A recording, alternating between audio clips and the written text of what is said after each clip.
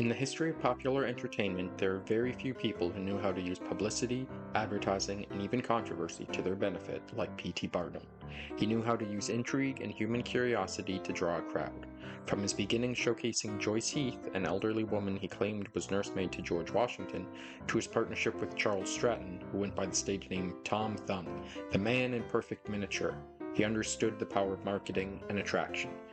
He set the benchmark for dime museums and the sideshow ballyhoo with his Fiji mermaid in 1842, and of course in one of his most ambitious and bold acts, Barnum purchased the world's most famous elephant, Jumbo, from his home in the London Zoo in 1882 and brought him to America.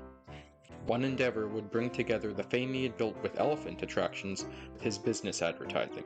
In this video, we will go over one of Barnum's elephant-related projects that is highlighted less often that I find very interesting, and I hope you do too. In the early 1840s, Barnum was looking for a way to promote his American Museum in New York City. He also owned a large estate in Connecticut where he kept one of his elephants. It happened to border a nearby railway, and he came up with a unique way to garner interest in his museum. Barnum had an employee dressed as a South Asian mahout who would work the plow behind the elephant. He was given a railroad timetable for the New York to New Haven Railroad and told to plow with the elephant whenever a train was in sight. As the trains passed, bewildered passengers would see an elephant rigged up to a plow, guided by a field worker in mufti. As word spread of the incredible and unusual sight, Barnum was inundated with thousands of letters from agricultural and farming societies throughout the country. Simon Brown, editor of the New England Farmer, the state's premier farming publication, reached out to Barnum to help answer the flood of letters that he too had received inquiring about using elephants as farm animals. Elephants could walk 3 times faster than a horse while averaging about 1.5 feet in depth to their plow. The elephants ate a bushel of oats and 100 pounds of hay a day on average. The elephants were excellent workers in terms of the amount of labor they could complete in a day. Barnum confessed that it cost about $3,000 at the time to purchase, feed, and house the animals. When approached and asked personally, Barnum was honest, saying that the elephants only worked when in view of the train and that the elephants plowed the same part of the field over 60 times. Barnum said, "The elephant uses 10 times better judgment than 3/4 of the help which I am inclined to employ on my farm."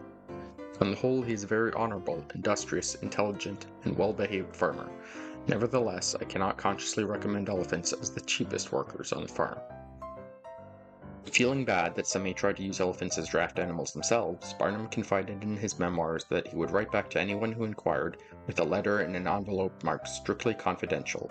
It would detail, with honesty, how he didn't think that farming with elephants was profitable, that the elephants could be temperamental and didn't like working in the winter, and that it only worked for him to advertise his museum in New York. Despite Barnum's words of warning, several enterprising farmers across the country would attempt to use elephants on their farms on and off in the years that followed. Circus man Al G. Barnes would even copy the idea of using farming elephants as a boisterous promotional idea when he was raising funds for Circus City to be built in California in 1910. While Barnum's elephant farming episode had little lasting effect, at least as far as using the animals for American agricultural work went, we're still talking about it today, and that's exactly what Barnum would have hoped for.